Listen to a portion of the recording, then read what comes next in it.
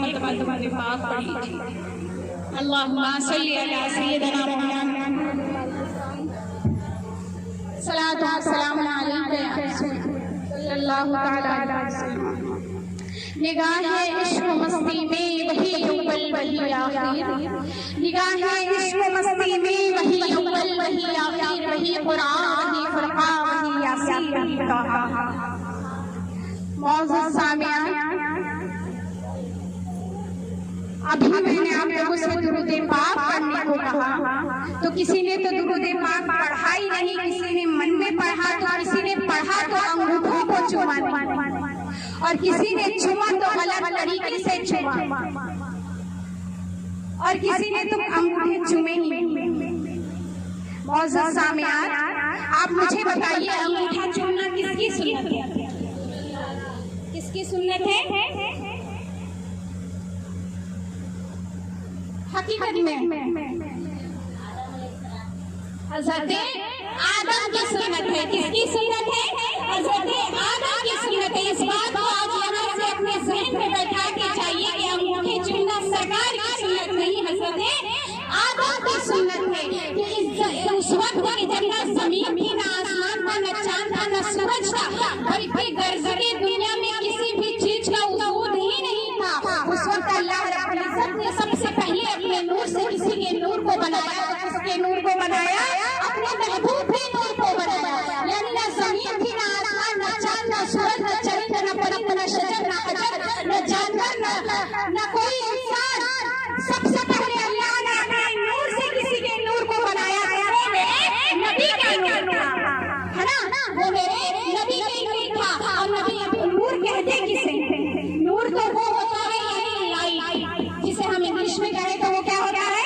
Light. अल्लाह का जिसमें हर चीज से बात है, वो खुद एक नूर है। उसने अपने नूर से अगर कोई नूर बनाया तो वो खुदा की मिसल होगा ना, जिसको अपने हम कहते हैं हमारी औलाद हमारी तरह है, अपने पापा की तरह, अपने अब्बू की तरह है ना? हमारी औलाद अंतर जाती है। जब अल्लाह ने अपने नूर से नबी के नूर को बनाया तो वो नबी किसकी तरह हुए? खुदा की तरह, है ना? तो अल्लाह रब्बुल इज्जत ने सबसे पहले नबी के नूर को बनाया, जमीन को बनाया, आसमान बनाया, चरिंद बनाए, परिंद बनाए, सूरज बनाया, पानी बनाया, मिट्टी बनाई, गर्ज के फिर सारी दुनिया वजूद में आ गई। सिर्फ नहीं था तो कौन नहीं था? इंसान, आदमी नहीं था इस जमीन पर। हर चीज वजूद में थी, जानवर थे, चरिंद थे, परिंद थे, हर एक मखलूक अपने रब का जिक्र करने के लिए बनाई गई थी, है ना? आज भी चिड़िया सरकार का दूध पड़ती है, अल्लाह की इबादत करते हैं, जानवर अल्लाह की इबादत करते हैं। यानी हर चीज को अल्लाह ने अपने इबादत के लिए पैदा किया, लेकिन उस वक्त जमीन पर आज भी नहीं। तो अल्लाह रब्बुल इज्जत फरिश्तों के दरमियान बैठता है और फरिश्तों से कहता है, फरिश्तों मैं सोचता हूँ लाओ इस जमीन पर एक आदमी को बनाया जाए, यानी इंसान को बनाया जाए। फरिश्ते परेशान कहते हैं अल्लाह रब्बुल इज्जत क्या तू ऐसा इंसान को बनाना चाहता है तो जो जमीन पर जाकर फसाद करेंगे, झगड़ा करेंगे और फसाद मचाएंगे, जमीन पर जाकर खूनरेजी करेंगे, गलत काम को अंजाम देंगे? ऐ मौला क्या हम तेरे लिए हमारी इबादत काफी नहीं? बेशक हम तेरी ज्यादा पाकी बयान करते हैं, ऐ अल्लाह रब्बुल इज्जत हम तेरी ज्यादा इबादत करते हैं और हम तेरी ज्यादा तारीफ और तस्बीह बयान करते हैं। तो अल्लाह रब्बुल इज्जत फरमाता है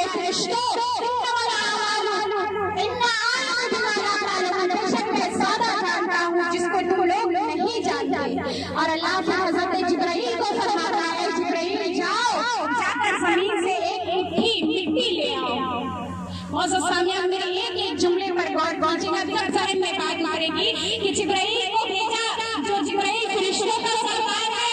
सोचे कि कौन आ रहा है इंसानी मुजस्समा बनाने के लिए मिट्टी लेने? कौन आया था? फरिश्तों का सरदार जिब्राइल आया था।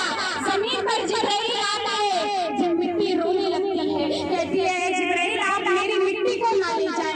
अल्लाह रब्बुल इज्जत इससे इंसान को बनाएगा, जो इंसान जमीन पर जाकर खूनरेजी करेगा,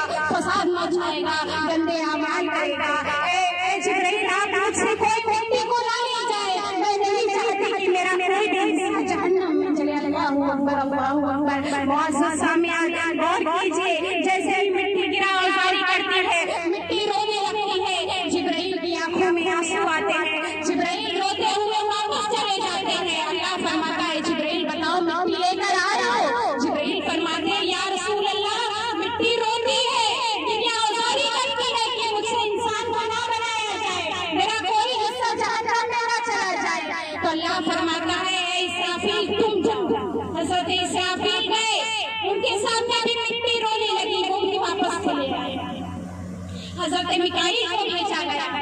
हजरत मिकाईल जाते हैं, जैसे ही मिट्टी की ओर हाथ बढ़ाते हैं, मिट्टी फिर रोने लगती है।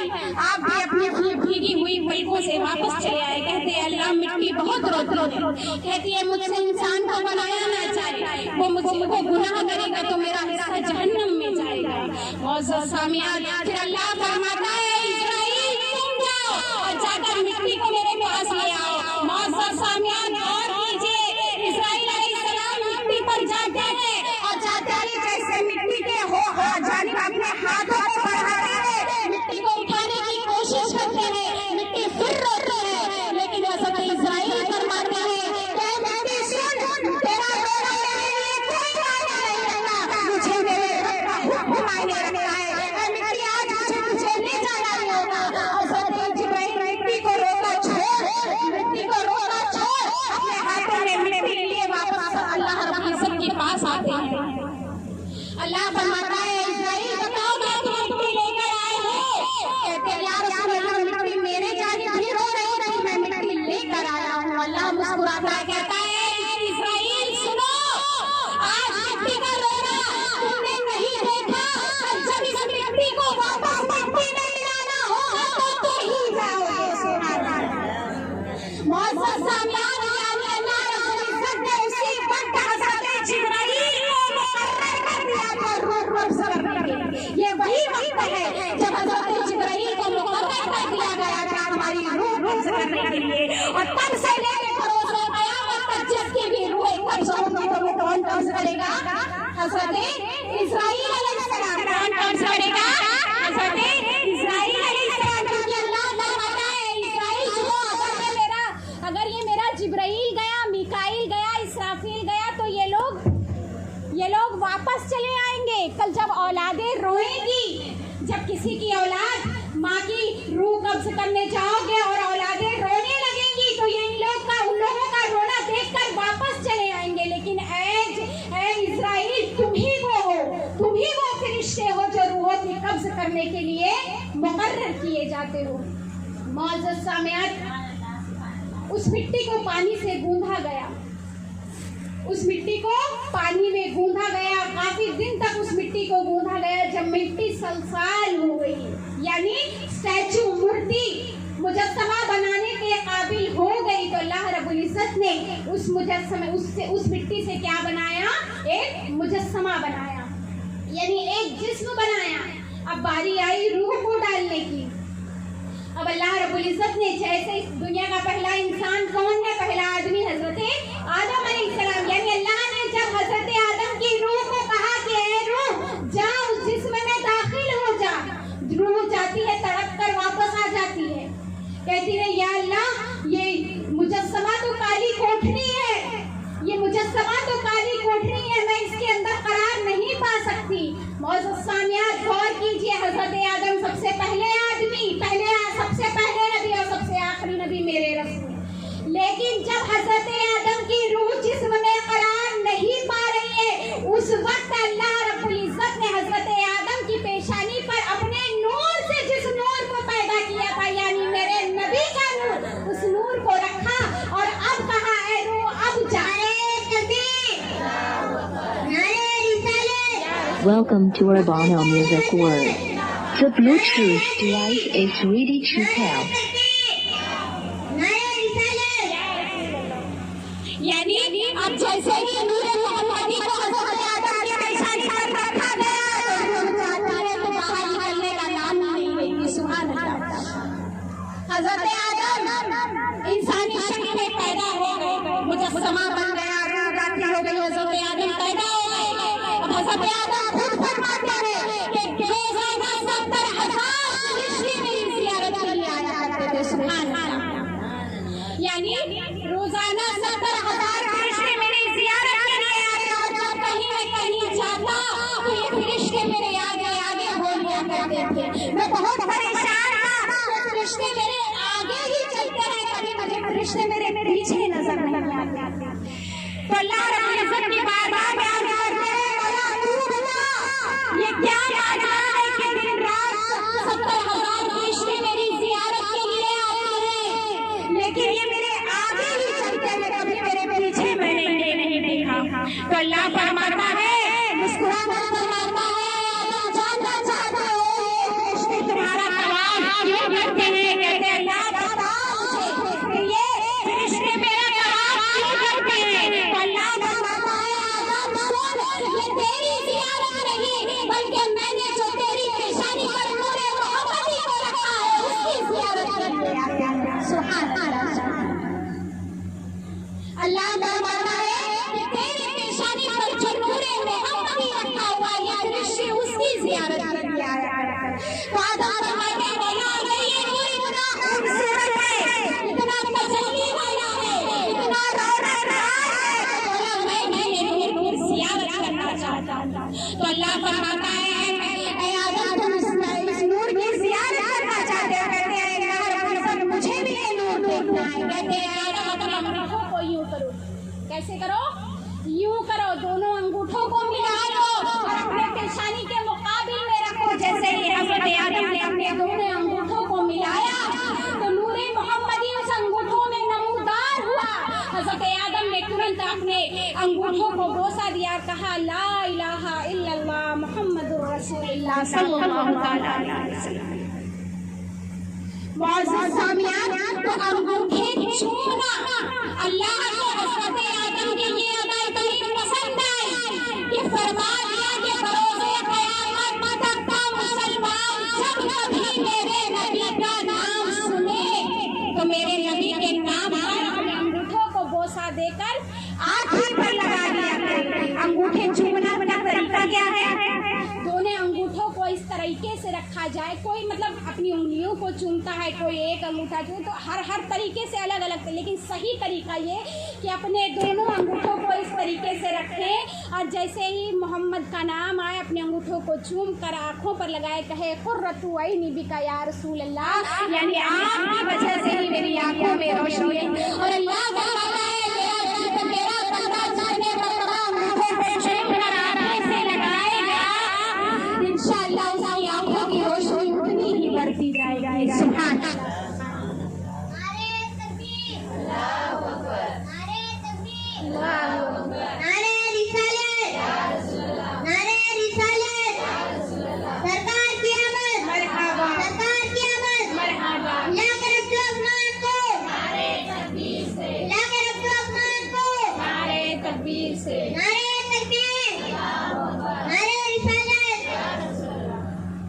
यानी जैसे ही अंगूठों को चूमा, अल्लाह को हजरत आदम की वो अदा पसंद आई, इसीलिए उसको उस सुन्नत को हजरत आदम की सुन्नत कहा जाता है। मुअज़्ज़ज़ सामियान, बहुत से लोगों के दिलों में सवाल ये होगा कि नूरे मोहम्मदी तो हजरत आदम को नजर आया था, तो हम क्यों अंगूठे चूमे? आज बहुत से लोग सवाल करते हैं, नूरे मोहम्मदी उस वक्त नजर आया था तो अंगूठों को चूमा गया था, तो हमें तो कोई नूर नजर नहीं आता, तो हम कैसे अंगूठों को चूमे? तो आप मुझे बताइए, आज जो कोई यहाँ पर हज कर चुका है वो हर कोई जानता है कि जब वो हज करने जाता है तो वहाँ सफा और मरवा की सही लगाई जाती है ना? हर कोई हाजी जानता है कि जब हम हज करने जाते हैं तो वहाँ हमें सफा और मरवा की क्या करनी पड़ती है? सही करनी पड़ती है, यानी सफा और मरवा के दरमियान हमें दौड़ना पड़ता है। तो बताइए, ये तो हजरत हाजरा ने किया था। जब इस्माइल प्यासे थे, उनकी प्यास की तरफ को देखकर कभी इस पहाड़ पर जाती, कभी सफा पर जाती, तो कभी मरवा पर जाती। ये तो सुन्नत हजरत हाजरा की है। और मुझे बताइए, इसी हज के अरकानों में एक अरकान ये भी है कि जब हम एक दिन कंकरी मारने का दिन आता है, जहाँ पर तीन पिल्लर बनाए गए हैं, उन पिल्लर को साथ कंकरियां मारनी होती है। ये कंकरी किसने मारी थी? ये कंकरी हजरत इब्राहिम ने मारी थी। जब इस्माइल को ले जा रहे थे ज़िबा करने के लिए, उस वक्त शैतान आपको जगह जगह पर आकर परेशान कर रहा था, आपको वर्गला रहा था। कभी इस्माइल को कहता, बेटा मत जा, बाप तुझे काट डालेगा। और कभी हजरत इब्राहिम से कहता कि कैसे बाप हो, अपने बेटे को कत्ल करते हो। उस वक्त हजरत इब्राहिम ने उस शैतान को 3 जगह पर कंकरी मारी थी। आज अल्लाह रब्बुल इज्जत को हजरत हाजरा और हजरत इब्राहिम की ये अदा इतनी पसंद आई कि उसको हज के अरकानों में शामिल कर दिया। अगर कोई हाजी जाए और इन 2 अरकानों को छोड़ दे कि हम क्यों दौड़े, हम